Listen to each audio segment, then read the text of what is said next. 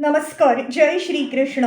Shrikrishna Chaitanya Prabhu Nityanand Shri Advaita Gadadhar श्रीवासदि गौरभक्त Vrinda.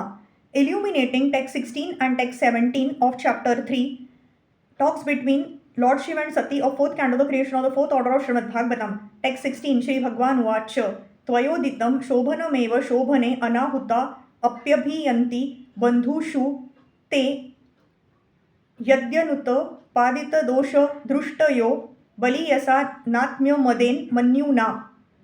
The great Lord replied, "My dear beautiful wife, you have said that one may go to a friend's house without being invited, and this is true, provided such a friend does not find fault with the guest because of bodily identification and thereby become angry towards him." Lord Shiv could foresee that as soon as Sati reached her father's house, her father Daksh, being too puffed up because of bodily identification, would be angry at her presence, and although she was faultless and innocent, he would be mercilessly angry towards her. Lord Shiv warned that since her father was too puffed up by his material possessions,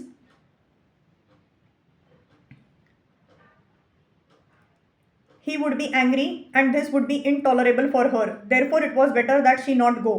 This fact was already experienced by Lord Shiv, because although Lord Shiv was faultless, Daksh had cursed him in so many harsh words. Text 17.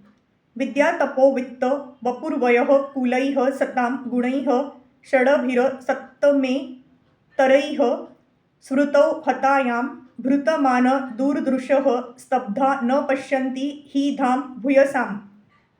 Although the six qualities, education, austerity, wealth, beauty, youth, and heritage, are for the highly elevated, one who is proud of possessing them becomes blind, and he loses his good sense and cannot appreciate the glories of great personalities.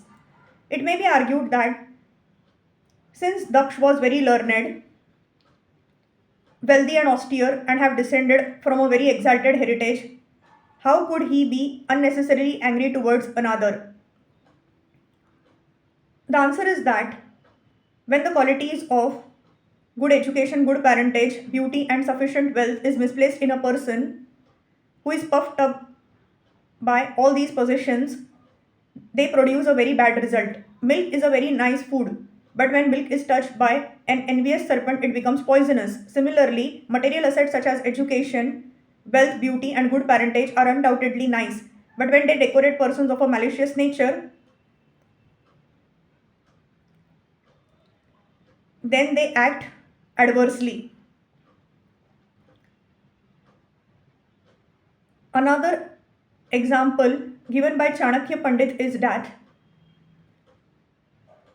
a serpent that has a jewel on its head is still fearful because it is a serpent. A serpent by nature is envious of other living entities, even though they be faultless. When a serpent bites another creature, it is not necessarily that the other creature is at fault. It is the habit of the serpent to bite innocent creatures. Similarly, although Daksh was qualified by many material assets, because he was proud of his possessions and because he was envious, all those qualities were polluted.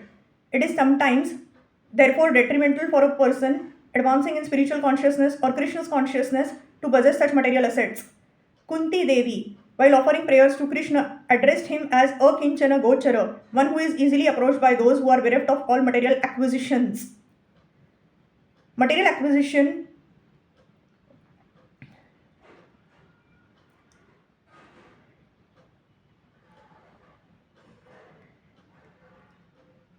are an obstacle to Lord's devotional service. Material exhaustion is an advantage for advancement in Krishna's consciousness, although if one is conscious of his eternal relationship with the Supreme Personality of Godhead, one can utilize one's material assets, such as great learning and beauty and exalted ancestry, for the service of the Lord. Then such assets become glorious. In other words, unless one is Krishna's conscious, all his material possessions are zero. But when this zero is by the side of the Supreme One, it at once increases in value to 10. Unless situated by the side of the Supreme One, zero is always zero. One may add 100 zeros, but the value will still remain zero. Unless one's material assets are used in Krishna's consciousness, they may play havoc and degrade the possessor. Hare Krishna, Krishna Krishna, Hare Hare. Hare Ram, Ram Ram, Hare Hare.